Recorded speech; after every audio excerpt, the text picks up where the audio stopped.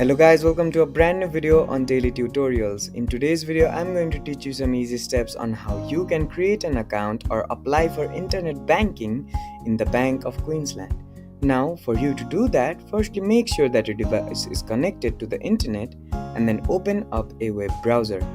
Once you've opened up a web browser, in the search bar type in BANKOFQUEENSLAND and then hit the search button. After you hit the search button, you'll be redirected to another page. Now on this page, click on the first link. After you click on the first link, now on the top right corner, you'll see this search option. Go ahead and click on it. Once you click on the search option, simply type in INTERNET space BANKING and then hit the search option again. After you click on the search option, you'll be redirected to another page. Now in this page, click on this first link. After you click on the first link, you'll have two options appear on your screen. The two options will be apply for internet banking and log on to internet banking. If you already have an account, simply click on this log on to internet banking option, and if you want to apply or create an account, click on this apply for internet banking option.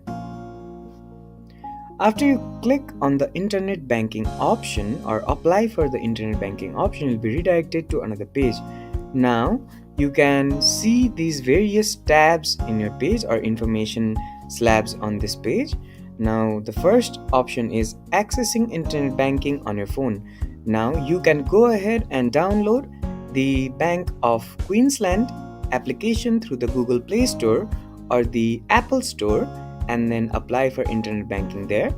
You can apply for internet banking by calling the number displayed on the screen here, and or you can visit the nearest branch from you of the Bank of Queensland and then apply for the internet banking option.